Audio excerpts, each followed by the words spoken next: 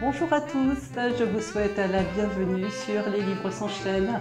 Aujourd'hui, je suis heureuse de vous présenter Mécano de Mattia Filizzi, paru aux éditions POL. C'est un premier roman et les éditions POL sont des dénicheurs de talent, même depuis le décès de l'éditeur Georges Perec. Alors je suis heureuse de vous le présenter parce que c'est un roman qui sort des clous.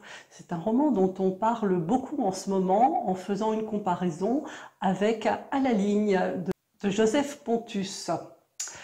Une comparaison parce qu'on est un peu dans la même veine. En fait, non, c'est pas ça. L'auteur s'est introduit dans la même veine que Joseph Pontus avec son roman À la ligne qui avait fait vraiment l'unanimité. C'est rare de trouver un roman qui avait fait une telle unanimité. Donc, il s'est engouffré dans la même veine, mais il a fait quelque chose d'un petit peu différent. Alors, pour rappel, À la ligne, nous avions un auteur, un narrateur, qui était quelqu'un d'un peu intellectuel, qui s'était retrouvé à travailler pour des raisons personnelles en usine, et il nous faisait part de toute sa série d'expériences en usine, justement en utilisant ses capacités intellectuelles, notamment à écrire. Et ça avait donné un roman qui parlait du monde du travail, écrit en vers libre, et quelque chose qui était extrêmement fluide et agréable à lire. Donc là, c'est la même veine, parce que l'auteur, il écrit aussi en vers libre. C'est un mélange de vers libre et de prose. Mais au risque de m'attirer la foudre des détracteurs, j'ai trouvé Mécano plus pointu, plus intéressant que À la ligne, parce que là, il n'est pas question d'un monde du travail d'une façon globale, mais d'un monde du travail bien précis, le monde des conducteurs de train, les conducteurs de train qui sont appelés les mécanos. Et l'auteur, il est un petit peu, je dirais, obsessionnel, c'est-à-dire que c'est un mélange, son travail pour lui est un mélange d'obsession et de passion, une véritable passion. Passion qu'il réussit à transmettre au travers des lignes et à nous faire profiter, nous lecteurs, et à nous faire connaître ce monde du travail des mécanos qui est quand même, moi quand je suis ressortie de ce livre, je regarde plus les conducteurs de train de la même façon, même si je ne prends pas le train très souvent. Alors de quoi s'agit-il? Il s'agit de toute une série d'anecdotes qui se suivent les unes les autres. Alors au début, il y a sa formation, une formation qui est longue, qui dure 1 an. Ils sont une douzaine au départ. À la fin, il en reste 5. Sur les 5, il y en a 4 qui sont pris, il y en a un qui est recalé. Et entre eux, là, entre ces personnages, il se crée un lien indestructible, quelque chose d'indéfectible, parce que tous, ils sont amenés à un moment ou à un autre de franchir la ligne rouge, une des nombreuses lignes rouges qui jalonnent leur quotidien dans le travail, et ils se couvrent les uns les autres, donc ça donne quelque chose, ça donne vraiment un groupe dans lequel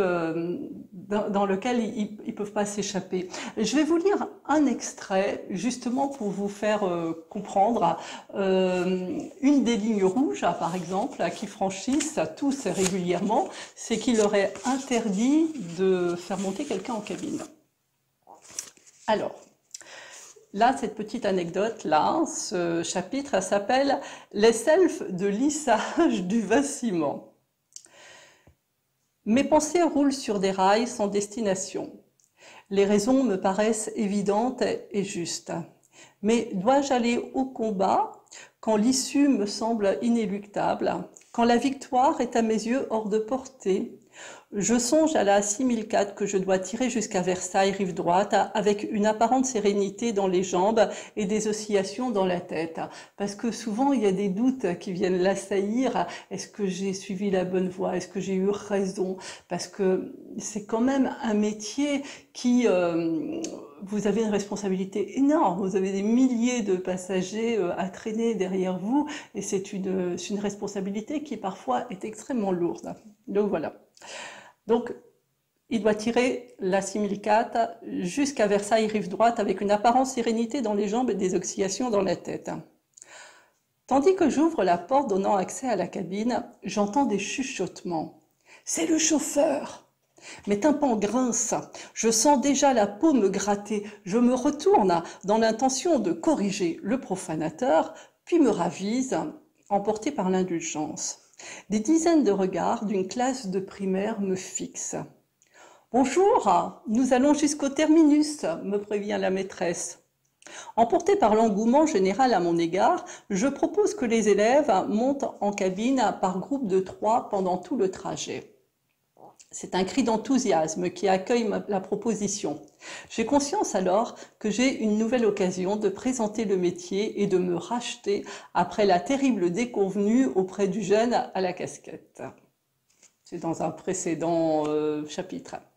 Le succès est assuré, car non seulement les enfants boivent mes paroles, mais ils souhaitent que nous nous répartissions les tâches. Je nomme alors la préposée à la fermeture des portes, le préposé aux écrans et la responsable des annonces. Les annonces d'une voix caramélisée engendrent des remerciements de la part des voyageurs descendant aux gares intermédiaires.